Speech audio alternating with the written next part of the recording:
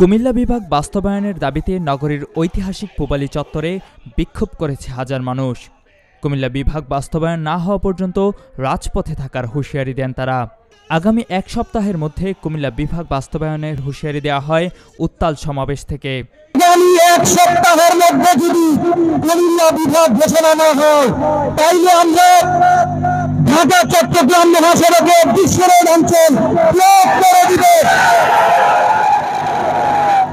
শুক্রবার বিকেল ৩টায় কুমিল্লা নগরীর প্রাণকেন্দ্র কান্দিরপাড় পূবালী চত্বরে কুমিল্লার কন্টেন্ট ক্রিয়েটরদের উদ্যোগে আয়োজিত সমাবেশে জড়ো হন কুমিল্লার সর্বস্তরের জনতা।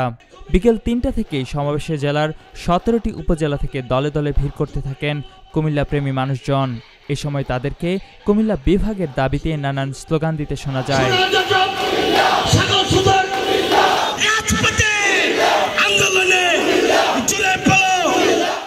বিকেল ৩টায় পূবালী চত্বরে সমাবেশ শুরু হয়ে বিকাল ৫টায় বিক্ষোভ মিছিলের মধ্য দিয়ে কুমিল্লা প্রেস ক্লাবের সামনে গিয়ে কর্মসূচিটি শেষ হয়। বৃহত্তর কুমিল্লা কন্টেন্ট ক্রিয়েটর ব্যানারে আয়োজিত সমাবেশে সভাপতিত্ব করেন বৃহত্তর কুমিল্লা কন্টেন্ট ক্রিয়েটর অ্যাসোসিয়েশনের সভাপতি টিপু চৌধুরী। এ সময় বক্তব্য দেন বিভিন্ন রাজনৈতিক, সামাজিক ও সাংস্কৃতিক সংগঠনের নেতৃবৃন্দ। অন্যান্যদের মধ্যে বক্তব্য রাখেন বিএনপির চেয়ারপারসনের উপদেষ্টা হাজী আমিনুর রশিদ ইয়াসিন, কুমিল্লা মহানগর জামায়াতের আমির কাজী দীন মোহাম্মদ, কুমিল্লা মহানগর বিএনপির সাবেক আহ্বায়ক আমিরুজ্জামান আমির, কুমিল্লা মহানগর বিএনপির সাধারণ সম্পাদক ইউসুফ মোল্লা টিপু, দৈনিক কুমিল্লার কাগজ সম্পাদক আবুল কাশেম হৃদয়, এবি পার্টির জেলা সদস্য সচিব গোলাম সামদানি।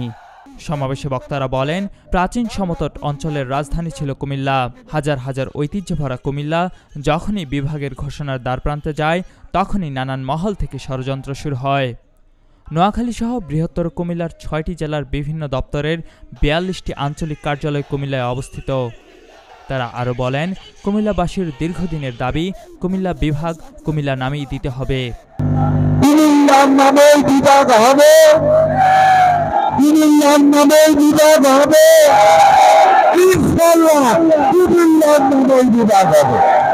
কুমিল্লা বিভাগের সঙ্গে যেসব জেলা থাকতে চান না তাদেরকে বাদ রেখেও কুমিল্লা বিভাগ সম্ভব।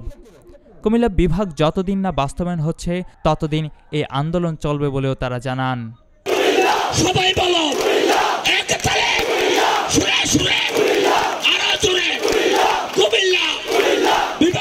কুমিল্লার কাগজ নিউজ ডেস্ক।